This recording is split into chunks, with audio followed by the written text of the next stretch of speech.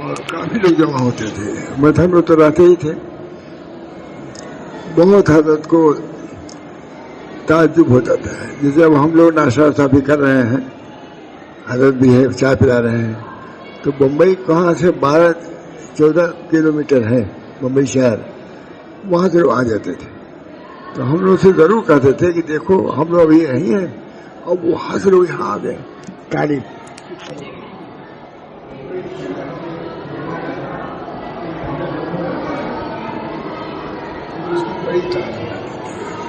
ہم لوگ کو متنبع کرتے تھے کہ دیکھو یہ لوگ طالب ہیں، اتنی دور سے اتنی مجلس کے لیے آتے ہیں، اس مجلس کو سننے کے لیے.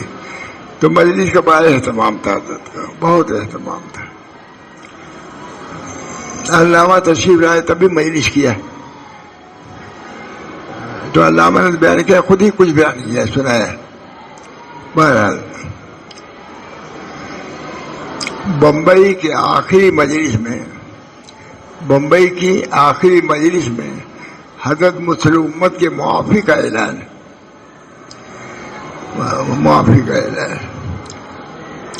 آپ حضرات کو معلوم ہے کہ حضرت مسلم امت مولانا شاہ ولی اللہ صاحب رحمۃ اللہ علیہ آخر عمر میں زیادہ تر بمبئی میں قیام فرمایا کرتے تھے، اور وہیں سے شعبان المعظم 1387 میں بحری جہاز سے سفر حج کا ارادہ فرمایا. لوگ جوگ در جوگ ملاقات کرنے کی غرض سے حاضر ہوتے رہے. مجلسیں میں ہوتی رہی بمبئی شہر، اور وہ بھی مشہور ہو گیا کہ سفر حج میں جا رہے ہیں، حاضر ہوتے. مجلسیں بھی ہوتی رہیں. آخر وہ دن آ ہی گیا جس کا واقعہ حضرت مولانا عبدالرحمن صاحب جامی یوں اقام فرماتے ہیں کہ آج مجلس کا آخری دن تھا، اس لیے کہ کل کی روانگی تھی. مجمع بہت زیادہ تھا، باہر کے مہمان بھی کافی آ چکے تھے، اور اہل بمبئی بھی کافی تعداد میں موجود تھے. حضرت والا باہر آج بھی تشریف نہیں رہے، یعنی جہاں مجلس میدان میں ہوتی روانے دے. راقب کے توسط سے اہل مجلس کو یہ پیغام پہنچایا، کل شاید موقع گفتگو کا نہ ملے،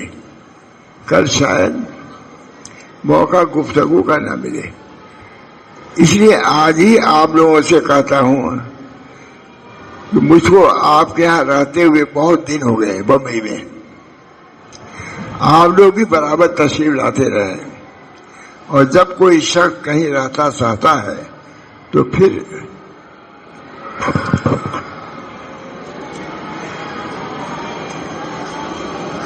تو ایک دوسرے پر حق ہو جاتا ہے. اس لیے کہتا ہوں کہ ممکن ہے کہ اس درمیان میں میری کوئی بات آپ لوگوں کو ناگوار ہوئی ہو، یا میرے کسی فعل سے آپ لوگوں کو کچھ ایذا پہنچی ہو، تو میں اس کی آپ لوگوں سے معافی چاہتا ہوں. ماشاءاللہ بہت آدمی ہے ہم لوگ. کبھی کبھی کچھ سخت ضرور کہا ہے اصلاح تربیت کے لیے، سخت کبھی کچھ سخت ضرور کہا ہے، مگر اس کا منشا محض اصلاح آپ حضرات کی شفقت اور خیرخواہی تھی. تاہم بربنائے بشریت اگر کسی صاحب کو کوئی تکلیف پہنچی ہو تو مجھ کو معاف فرما دیں. میں بہت بڑا مجمع تھا، میں تھا اس وقت. کوئی ایذا پہنچی ہو تو میں اس کی آپ لوگوں سے معافی چاہتا ہوں. میں نے کبھی کچھ سخت ضرور کہا ہے، مگر اس کا منشا محض اصلاح اور آپ حضرات کی شفقت اور خیر خواہی تھی.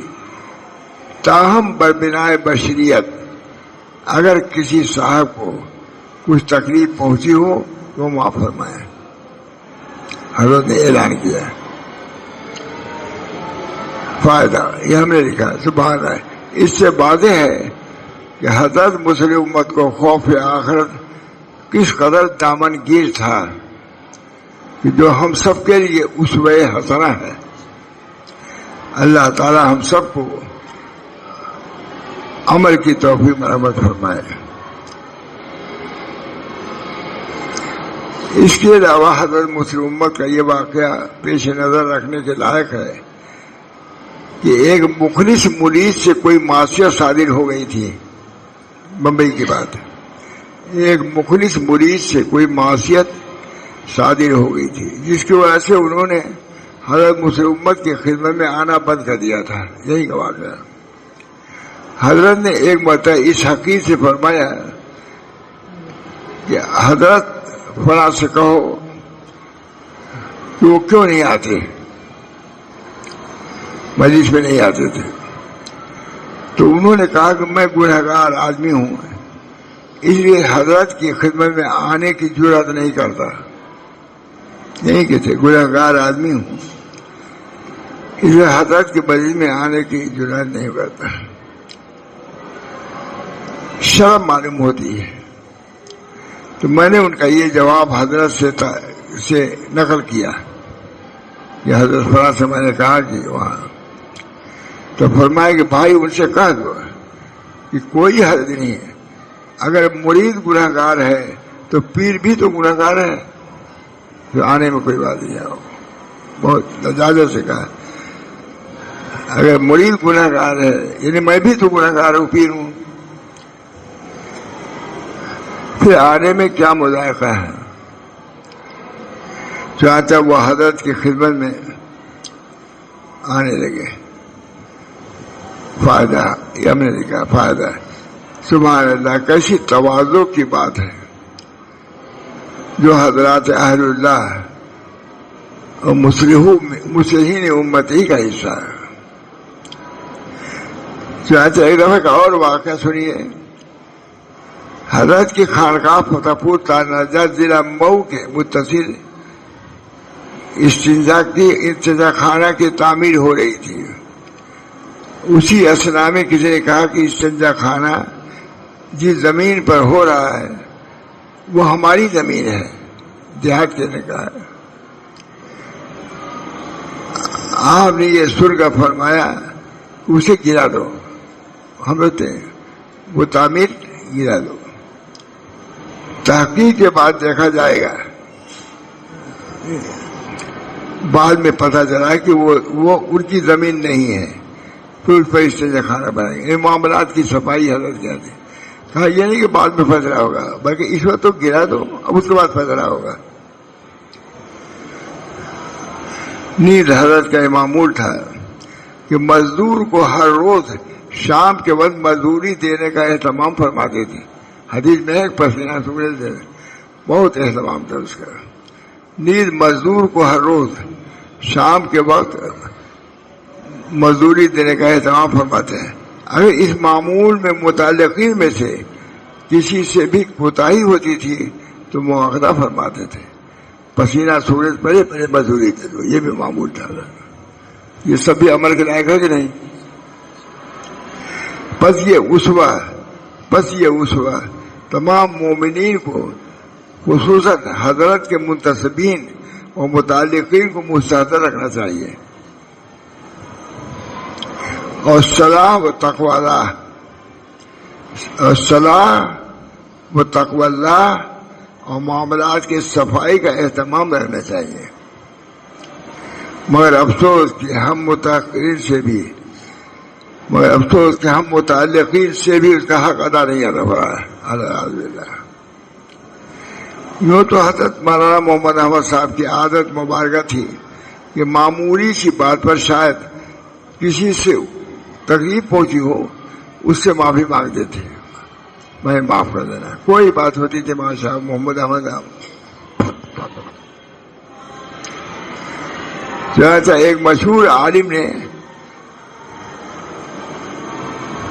اپنے رسالہ الرشاد میں اپنے پھول جانے کی رجحان نقل فرمائی ہے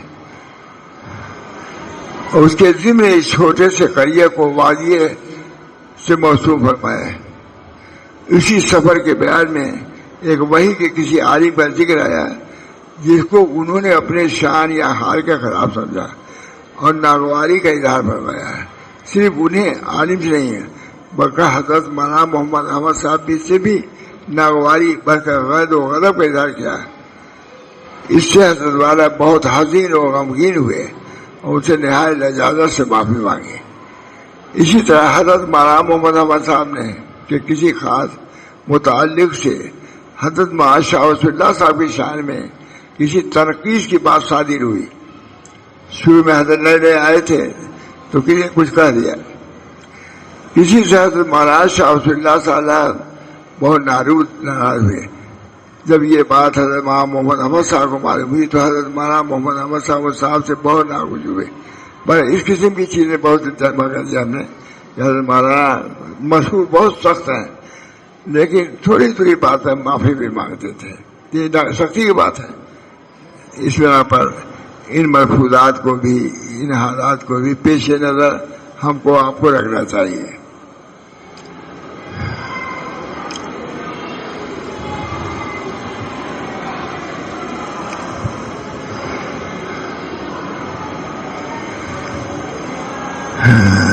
ایک مرتبہ حضرت مولانا محمد احمد صاحب رحمۃ اللہ نے حضرت مسلم شاہ رسول اللہ صاحب کے متعلق فرمایا کہ حضرت مولانا شاہ رسول اللہ صاحب کی مثال اس زمانے میں سیدنا عبدالقادر جیلانی کی ہے جبکہ مولانا 40 سال پہلے سے آتے تھے. مولانا کے مرید بہت تھی محمد احمد صاحب کے. یہ حضرت کی بڑا تعریف جب آئے یہاں تعریف کیا یہ فرمایا ہے. حضرت مولانا شاہ رسول اللہ صاحب کی مثال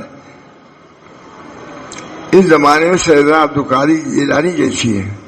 چنانچہ خود حضرت فرماتے تھے ہے کہ ماں محمد احمد صاحب کی بہت تعریف کرتے تھے. یہ بات ہر آدمی نہیں کر سکتا تھا. یہ مولانا ہی محمد احمد صاحب کی تواضع ان کے ساتھ ورنہ جو 40 سال سے آ رہا ہو. حضرت تو نئے نئے آئے تھے کوئی اعتراض کر دیتے کوئی اشکال کر دیتے نہیں. کوئی دونوں بزرگوں میں بہت زیادہ ہے. بلکہ مولانا محمد احمد صاحب نے کہا کہ جو لوگ مجھ سے مرید ہو گئے ہیں نہ وہ سب حضرت مولانا شاہ رسول اللہ سے مرید ہو جائیں کیونکہ میں ان سے چھوٹا ہوں. ان کے نہ رہنے کی وجہ سے میں نے اب وہ آ گئے ہیں تو وہ مستحق ہیں کہ وہ مرید کریں سب کو.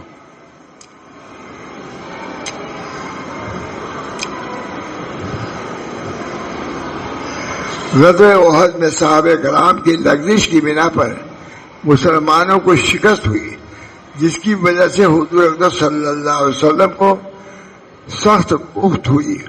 مگر اللہ تعالیٰ نے حضور صلی اللہ علیہ وسلم کو صحابہ کرام کو معاف کرنے اور ان کے لیے استغفار فرمانے ان سے خاص باتوں میں مشورہ کرنے کا امر فرمایا. یقیناً اللہ تعالیٰ کی تعلیم و تربیت تھی. جیسے اللہ تعالیٰ کا خلق عفو درگزر کا ہے اپنے نبی صلی اللہ علیہ وسلم کو بھی اس کی تعلیم دی تاکہ متخلق بے اخلاق اللہ ہو جائے اور اس سے مشرف ہو جائے. بہرحال اس کسی کی بہت سی باتیں میں نے نقل کر دیا. حضرت کی سب باتیں ہیں.